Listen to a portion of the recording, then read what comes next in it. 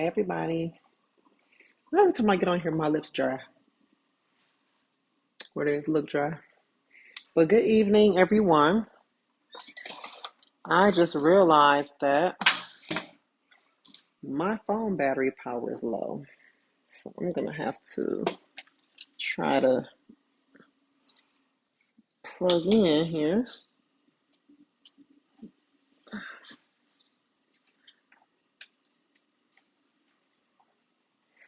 I'm going to start using, what is it called? StreamYard. I'm going to start using StreamYard so that I can be on my computer. I'm waiting to get a new computer because this computer that I have is older and it's slow. So I ordered a new computer. It should be here on Wednesday. Should be here Wednesday.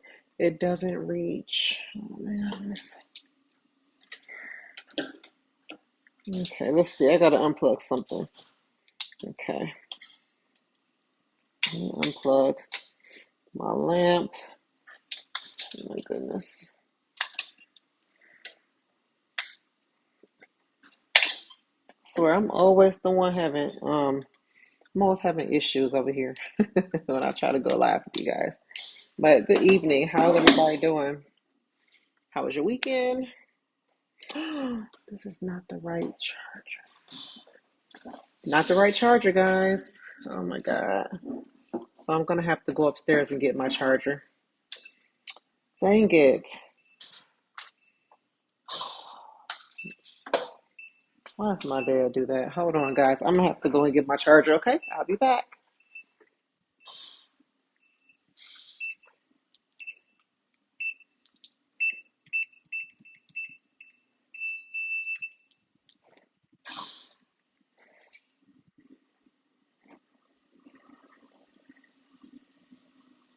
Put makeup on.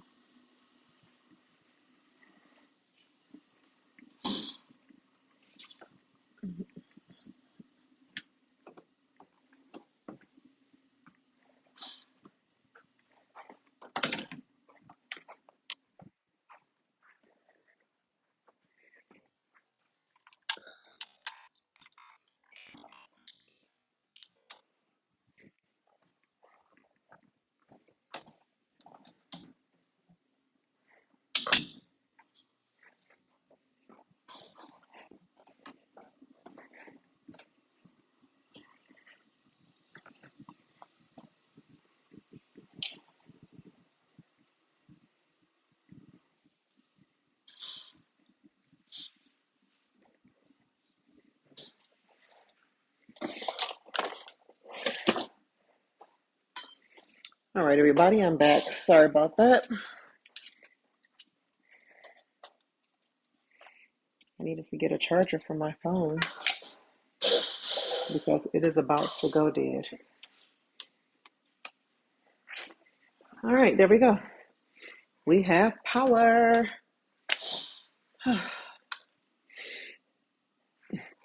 My mouse went dead.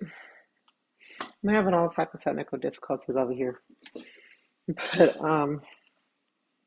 hopefully you guys have had a good day. Let me sign on to YouTube so that I can see your chats and respond to you when you comment.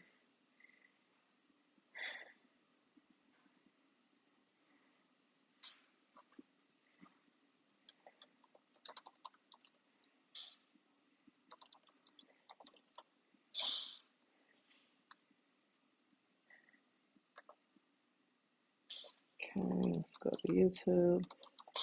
Like I said, I'm going to start using StreamYard. I need to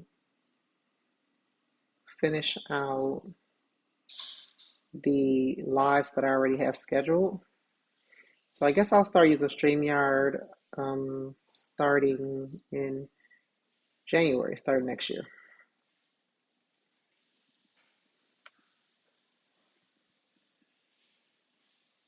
There seems to be an easier platform to use as opposed to me just going on YouTube. Okay, that's fine. Let's see. Gotta find November 6th. Here it is. Found it.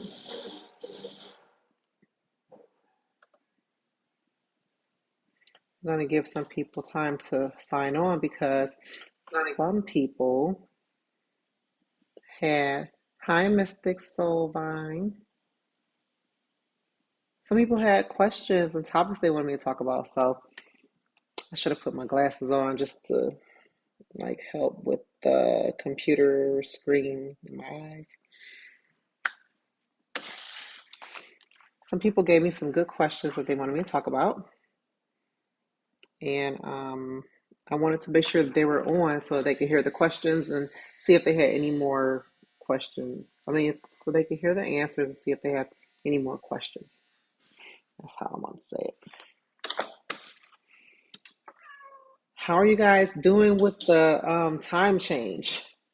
You know, I thought with me getting an extra hour of sleep that I will be well rested, but I am sleepy. Good Lord, I am so sleepy today. So, also too, you know, my new bedtime has been 9 o'clock. Like 9 o'clock comes around and my body is like, girl, go to sleep. I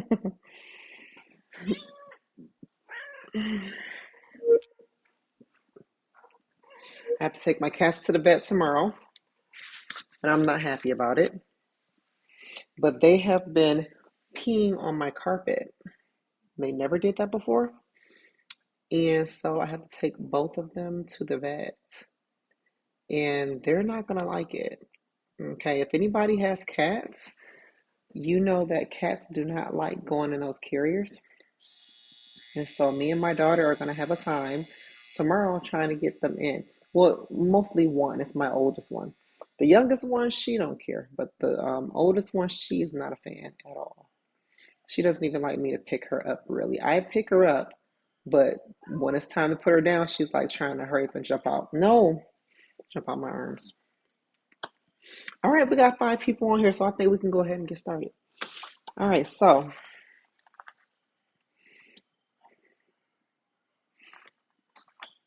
let me see. I'm gonna go over the questions first that was posted in our Facebook group, and then I'm gonna go over my own topics that I listed.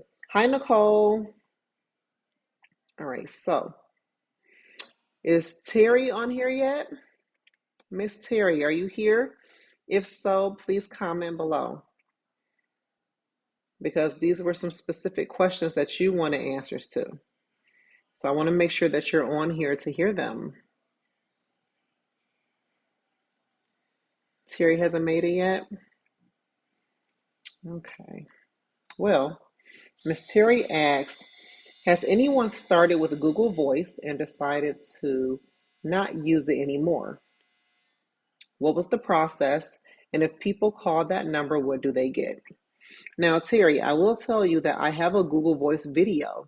And on that video, I showed you how to set up Google Voice and how to connect it with your personal phone number, what it looks like when people call you, and what it looks like when you call them. So you may want to go and check out that video. Okay. Um, I started out using Google Voice and then I stopped, but I wanted my same phone number. So what I did was I just ported my phone number from Google Voice to the cell phone provider that I chose. And it was free to port it over, I think. It's been years. I think it was free to port it over, or was it not? I think it may have been $20 to port it over, actually. I don't remember, but you can port that number over to the cell phone provider of your choice. All right. Sorry if you guys are hearing background noise. I'm downstairs in my office, and that is my dryer, I think, buzzing. I forgot to change my date today. Today is the 6th, right? And I'm gonna have to change it again because I'm closed now, so I'm gonna change to the 7th for tomorrow. All right. The other question, I'm sorry. Oh no, let me finish the Google Voice. I stopped using Google Voice because um, if you don't have a good connection, Google Voice goes to the voicemail. And the good thing though about it is if you miss a call, you will get an email notification if you do have it set up. But like I said, I do a very thorough walkthrough of Google Voice, how to set it up and what to expect. So I ended up getting a separate phone to use for my business. I went on eBay and not this phone, but I bought a cheap iPhone. It was like 99 bucks. I think it was the iPhone SE, which is like the 5 or the 6, I think. And that worked just fine for my business because, oh my God, I got an online notary. I got an online notary last time, remember, guys, and I had did it on live with you. I'm not going to do that today, not unless they text me and they have nobody else. So I'll keep the phone right here. Anyway, I got a cheap iPhone and I connected it to my cell phone provider. They just gave me a SIM card to put in there, and there you go. So yeah, I did use Google Voice in the beginning, and then I stopped using it. Now let's see. She asked, excuse me, are the steps for doing an apostle the same or different from state to state? Yes, they are different from state to state. The apostle steps. Every state has their own instructions. So if you're going to be doing an apostle in your state, just go to your state website, pull up the instructions, and follow the instructions. Okay. Most states, though, do want you to submit original documents to be apostled, whether it be a document that you notarized or if they're trying to get um, copies, for a document apostle, you have to send the original, unless it is certified copy, if you can certify in your state, or unless it's a notarized copy. Okay. Please look up your state guidelines on what is required for an apostle because your state does have it online. Okay. Next question. She said, a tech question. Do I have to use a particular scanner for scanbacks? I have a Canon MX490, not laser, but it does scan. Is that okay? I have my laser for printing documents. You do not need a laser scanner. A scanner is a scanner, and whatever scanner you use is perfectly fine. The reason why there are different preferred scanners is because people want a scanner that can scan pages quickly. Because let's just say I had a signing last week, 188 pages. I used to have a scanner where I had to feed page by page. Can you imagine feeding 188 pages page by page? So now I have a scanner where I can put 30 pages in at a time and it will scan them and it's super fast. Gosh, I think my notary bag is in my car because I had a signing earlier. I'll be back. I'm gonna go to my car and get the scanner so I can show you guys my mobile scanner that I use.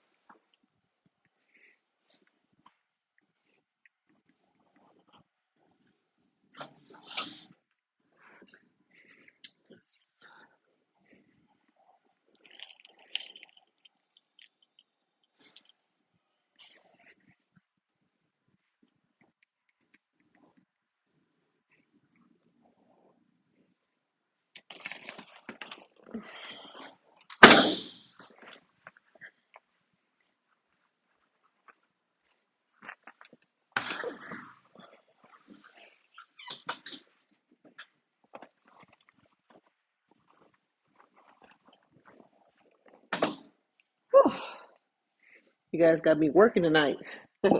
All right, let me show you my scanner. So yes, it doesn't matter what scanner you have, as long as the scanner can scan the documents so that the documents can be sent over to the hiring party. Why did I do that? Okay, this is my scanner that I use. It's in my notary bag, and I also have a laptop in my notary bag. I hook my laptop up to my scanner, and I do my scan backs while I'm at the appointment. If I'm not able to do it at the appointment, I have to come home and do it. But I still prefer to use this as opposed to the one that you see back there because that dinosaur of a printer scans super slow and I don't like it. This one scans super fast and it's very compact and easy to use. See, like that. Just fold it up, goes like that. If you press it over this way, you can do ID cards. Press it over this way for documents, and the ID cards feed in right there. I think I spent a little over $200 for this. Um, I'm not sure if it's cheaper now. You may be able to get it cheaper. I got it last year, I think. Yeah. So let me see if I could tell you what's the model number for this one. Oh, it's the Epson ES200. Okay. So you can check it out. I love this thing. It is my baby. Take it everywhere. And it's so funny because people are always so impressed when I pull out the scanner. They're like, wow, that's a powerhouse of a little scanner. I said, yeah, it is. So hopefully that answers your questions, Terry. As long as the scanner can scan, they don't prefer you use the phone scanner. They want you to use a real scanner to scan back the documents. Because if they're wanting those documents to do funding that day, they're going to need to get clear copies. All right. The clearer the copy, the better. So that was the questions here. Oh, wait, let me look. Great question. Okay, yeah, that was the only questions I had got. Let me see if I got any in chat. No, I don't see anything.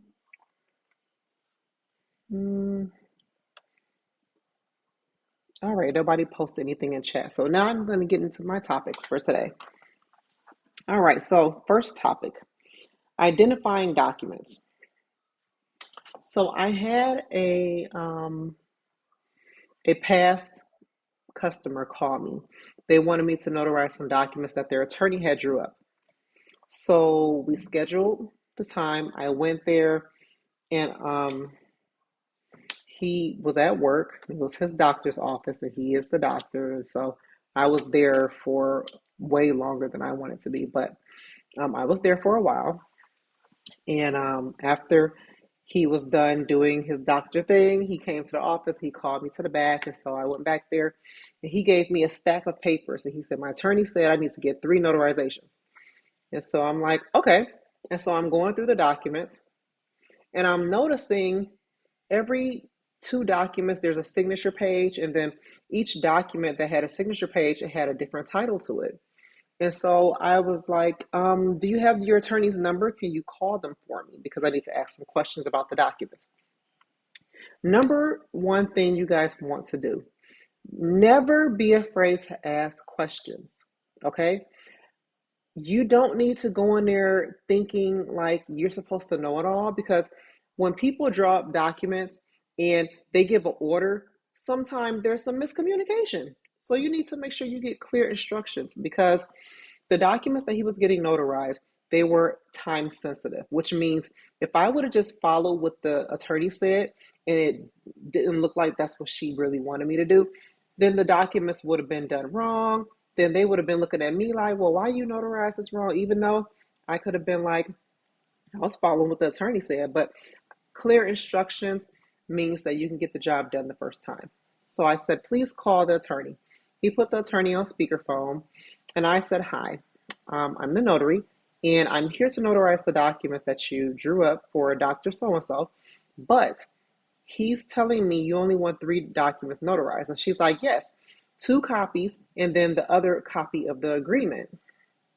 And so I'm like, okay, for the agreement, I do see that you want me to add one um, notarization to it because it was just one big agreement and they both needed to sign, him and his spouse.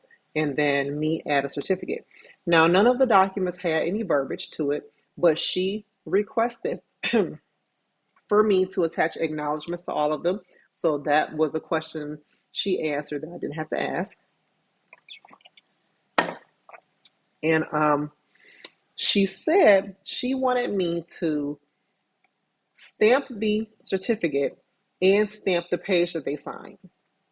And so this is not normally how we do that, okay? Our stamp can't just go on a document without a certificate, okay? The certificate needs to be on the same document that we are putting our stamp onto. So I explained to her that's how that went. And I also asked her, I said, it looks like these documents have ample room for me to be able to attach a notarial certificate stamp to it. Would you be okay with me stamping the certificate onto the documents if I have room? And she was like, yeah, that's actually better if you can do that as long as it's legible. And so I'm like, all right, cool. So I'll show you guys. I know I've showed you before, but I have certificate stamps that I use. And so I'll show you one of them.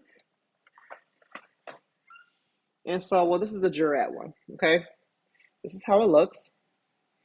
And so, since all of the documents that she was having me notarize had a bunch of space, I was able to go ahead and just stamp the document with the certificate. So I didn't have to add any loose certificates. I stamped each signature page with my certificate stamp. Okay. Now I told her, okay, so I said, do you want me to notarize each signature page, or do you just want me to put a notary at the end of the packet that you gave me? And so she didn't understand what I was saying. And so she was just like, yeah, that's fine. And so I'm like, okay, so we hung up. So I'm going back through the documents again because it's two copies. Okay. It's two copies of each one, it's two copies of the agreement and two copies of two other document, like two packets. Like one doctor had one packet, another doctor had another packet, and then them together had another packet. So it was three packets, like she thought. But within the packets, there were, hi Sharon, within the packets, there were different title documents. So I was like, I need you to call your attorney back again. And he was like, oh, okay, no problem. So he called her back. We got her on speakerphone again. I said, okay, so in the notary world, when you say that you want us to notarize documents, each title document is a document. So within the packet, there were like 8 documents, okay? You had a page with a title, and then the second page was a signature page. A page with a title, the second page was a signature page. Okay, so I'm telling her there's like eight documents within this packet. Do you want me to notarize again each signature page? And she was like, oh, yes, you're right. I do. I want you to notarize each document that they have to sign. I said, okay, that's what I was trying to see because otherwise, me just notarizing 3 packets, it doesn't make any sense because essentially only one document would be notarized if I'm just going to take the last page of the packet. And so she was like, okay, I understand now. Yes, please. So I end up doing 17 notarizations at the signing. I charged $20 for travel. And so I ended up making $190 from this mobile notary appointment. So this is what I mean by identifying the documents, okay? Get clear instructions, okay? Make sure that the person and you are on the same page so that you can get the documents notarized correctly, okay? Next, educating your clients. Me telling her, hey, in the notary world, this is how this is done. So, do you still want me to do what you asked, or do you want me to do what is really here in front of me to do? And so her thing was, you know what you're talking about. Do what you know. That's all I needed to know. Never be afraid to ask questions. Okay. This attorney was in another state, and these doctors needed to get these documents notarized that day. Like not the doctor, the attorney needed those documents back that day. All right. So it's super important for you to make sure that when you're notarizing these documents, that you are doing it the right way. Okay, that the customer needs you to do it because you don't want to hold them up. It's already bad enough that, he's like, we need this done like today, and he probably had the documents before, but he was like, today is the day we got to get them done. We got to find a notary. He remembered me because I did a closing for him. Hi, Georgette. He remembered me because I did a closing for him. He called me. I came there. He's like, you know what you're doing. You ask questions. I love it. And they got what they needed done. Also, you have to be patient with clients, okay? When you're doing online notary, more specifically, you have to walk people through transactions, okay? You can't just think that, well, they came online notary, so they should know what they're doing. No, they don't. They're choosing online notary because it's convenient, but it doesn't mean that they know what they're doing. You, on the other hand, should know how to walk them through it. So if you are signed up on an online notary platform, make sure that you do a test run. Okay, get a friend, do a test run with them, and ask your friend how was it, or maybe you can watch them go through it, but you want to be able to walk the customer through how to get on with you, and you got to be super patient, guys. You got to be super patient with that. All right, next, managing your calendar for mobile appointments. Last week, let me tell you guys, I'm going to go to my calendar. Last week, I had multiple appointments. Okay, so I had 2 on Tuesday, I had 1 on Wednesday, 2 on Thursday, 2 on Friday, 1 on Saturday. Okay, now when you have multiple appointments in a day, how do you manage that?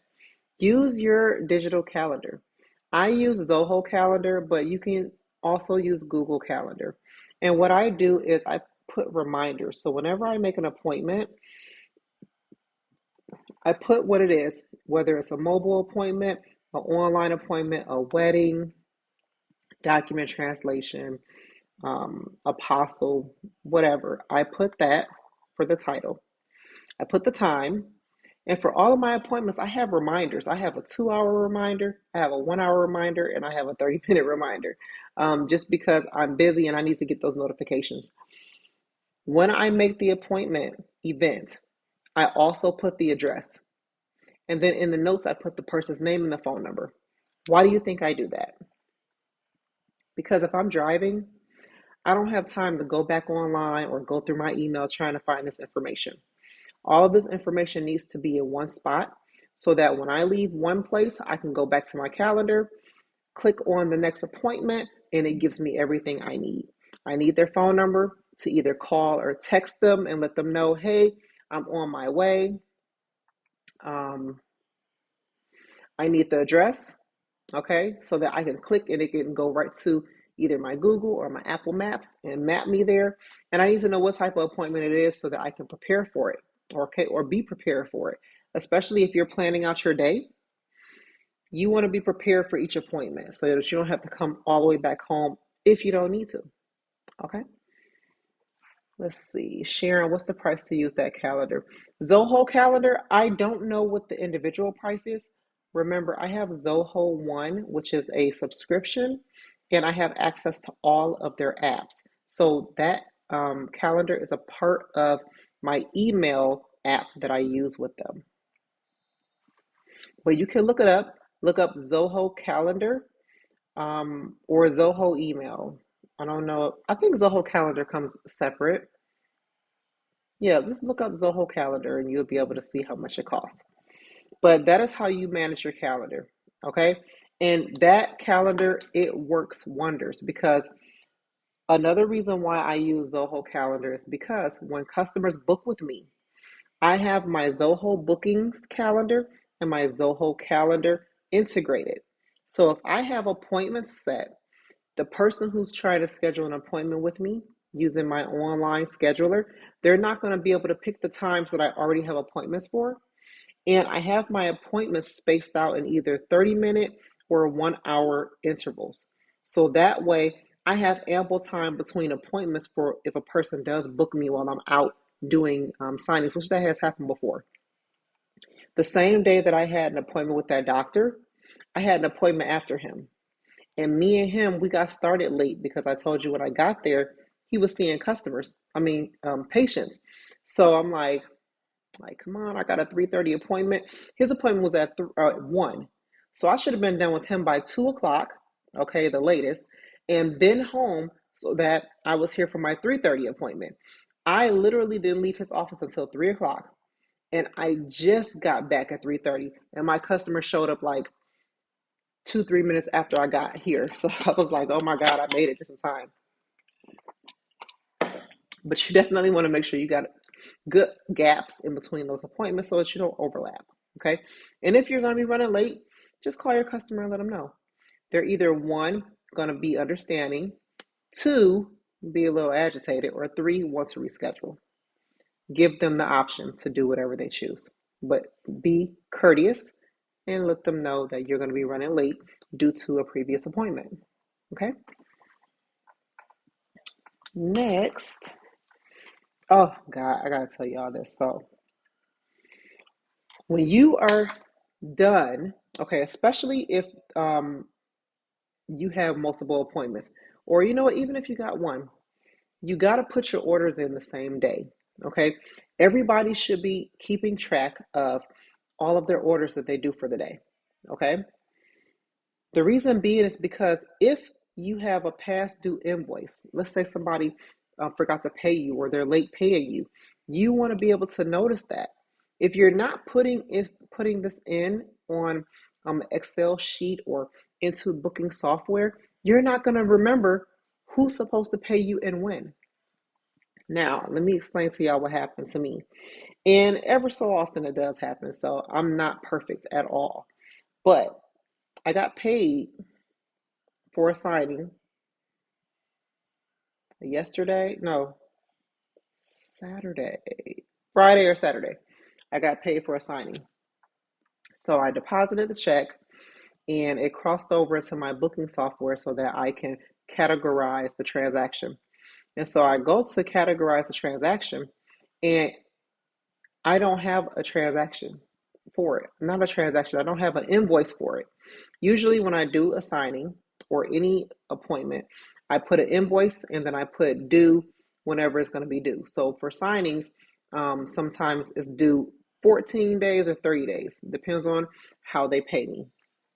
So this particular company that never forgets to pay me, by the way, they were supposed to pay me in 30 days. And they did. I never recorded the invoice. So in my bookkeeping software, it looked like I got an extra check, but really I forgot to record the invoice. So please make sure when you are done for the day, especially when you're done for the day, don't wait days because you're going to forget. Put in that order, put the invoice, put your invoice in, put that it's due, however many days, net 10, net 14, net 30, and make sure that. Is there any free digital calendar? Yes, Google.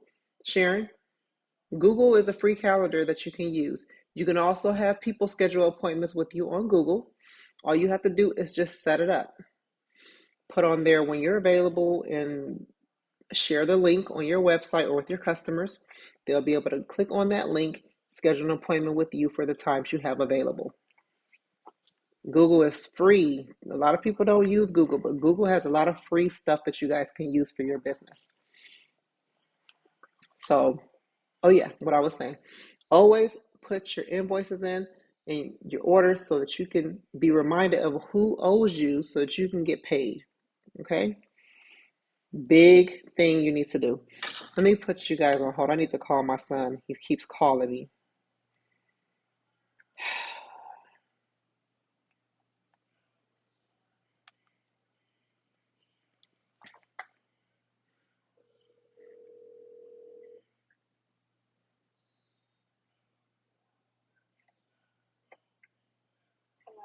Breda, I am live right now with my group. I'll call you when I'm done, okay?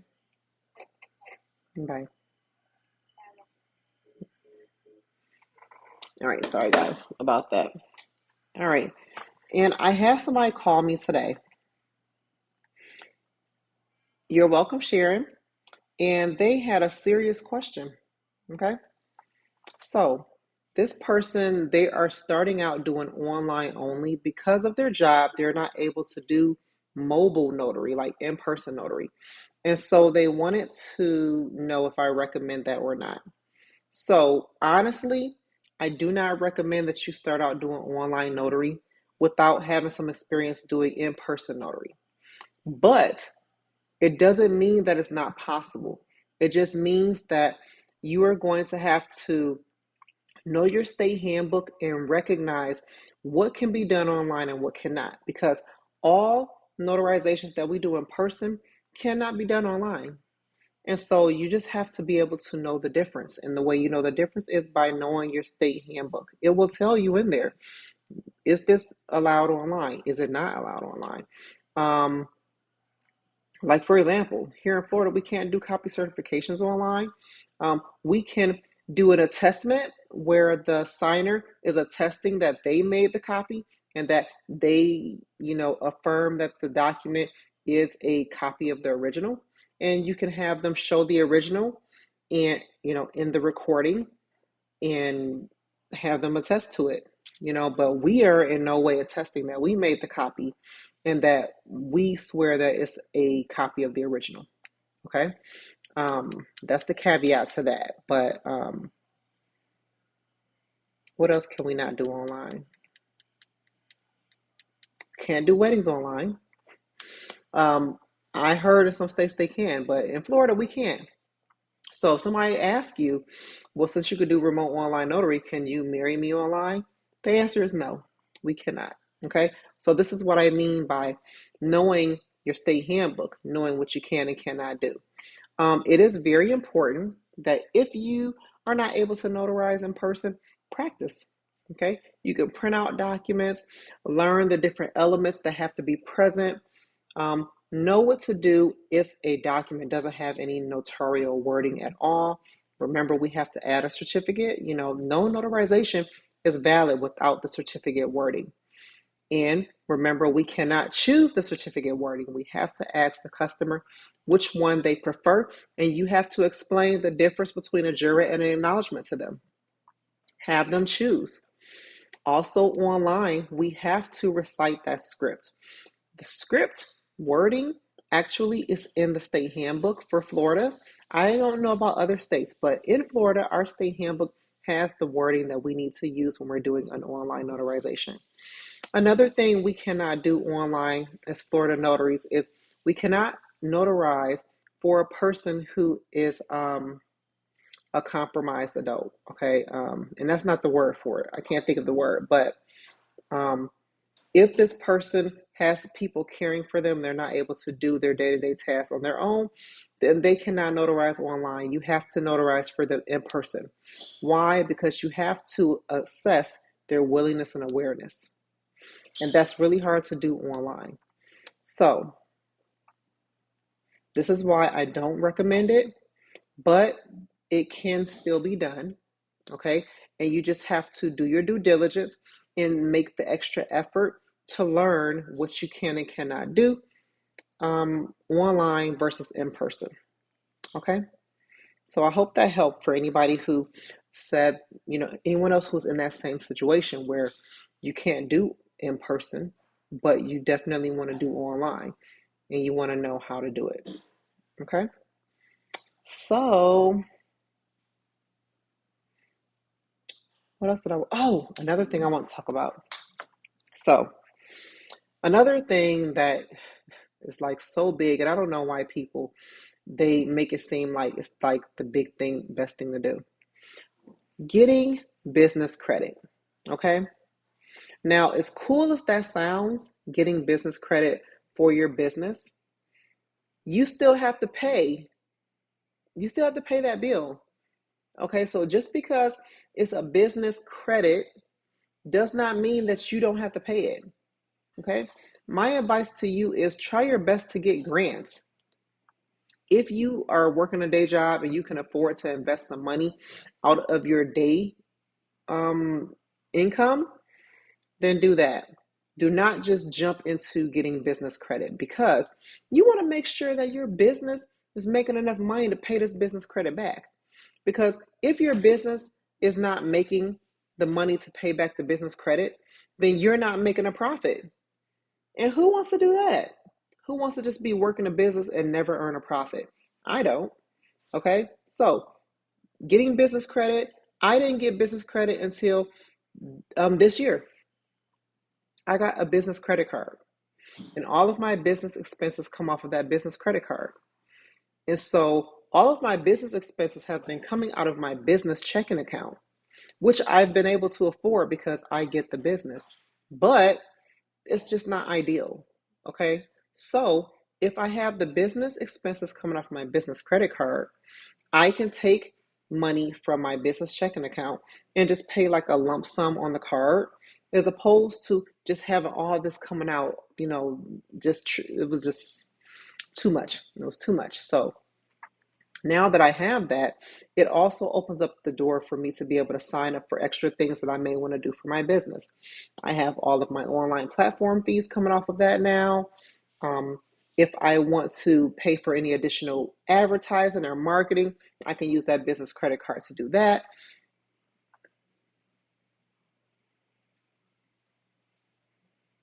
Okay, Sharon, thank you. Yes, absolutely. And guys, the thing about grants, I'll tell you that too. When you apply for these grants for your business, they're going to want to see your business taxes. Okay. So you can't just say, I have a business and I want to apply for a grant for it. They want to see your business taxes because they want to know, are you actually an operating active business? Are you actually earning money in your business? Are you actually the owner of your business? And your taxes will show that. So that's another thing. So if you guys are out here working a business, you don't have it registered, you're not filing taxes on it, you're not going to be able to get a grant for your business. Now, you may be able to apply for a personal grant, but you're not going to get a business grant if you don't have your business paperwork in order. And there are a lot of people out there who are operating as a business and they do not have their papers registered. Okay, so do yourself a favor, make sure you have your business in order. Otherwise, you're not really a business. Okay, you're just what they would call it, doing this for fun or as a hobby. Okay, you got to have your business registered, guys. Okay, so register your business and be able to show, some tax information so you can get a grant. Or will they use business statements? Probably not. Most of the ones that I've applied for, they ask for your business taxes, the most recent business taxes. So, yeah, you're not going to get any free money without proving that you are an active, real business, guys. So that was all I have for tonight. Did you guys have any questions? Don't forget, if you had the same question that Miss Terry did about Google Voice, go over to my Google Voice video. I'm going to see if I can find it, and then I'll tag it. Let's see. I'm going to go to my channel, videos, and let's see, where's my Google Voice video? Here we go. I'm going to share it here for you guys. Whoops, it's not what I wanted. I need to come back to this video so I can share it in the comments. All right, here we go.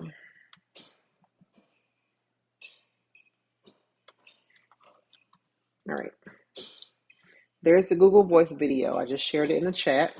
If you have questions about Google Voice, you can go on in there. Sharon, I am going to do a video on setting up Google Calendar scheduling. Okay. As long as you have a Google email, My dad is so loud. If y'all hear a lot of glass banging, it's my dad. He is so loud. Everything he do is loud. Anyway, um, I'm going to do a video so that you will know how to use Google Calendar for the free and have customers schedule appointments with you. Okay? This way you have everything in one place.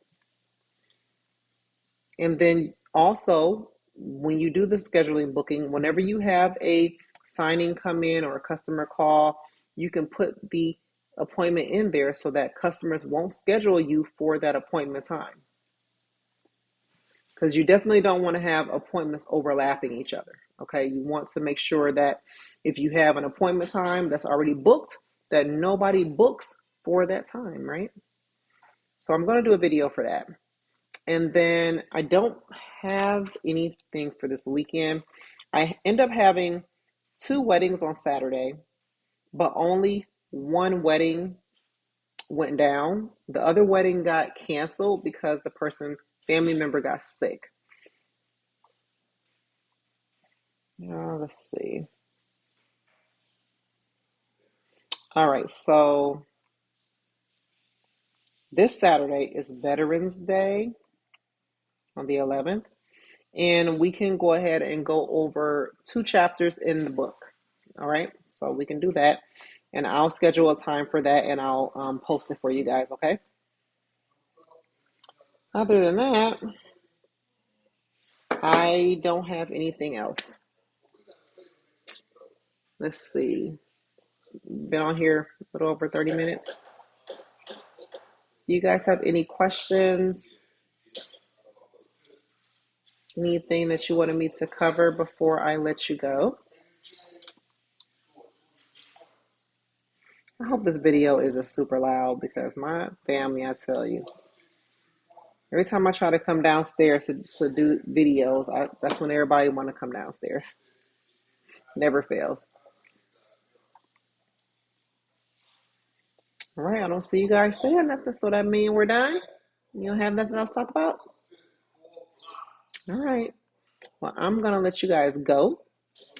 And I will talk to you guys on Saturday. I will make sure I post the time that we're going to meet. I think last Saturday, I think I ended up doing the evening, I think. So we'll probably do the evening again on Saturday. All right. You're welcome, Sharon. I'll see you guys later. Bye.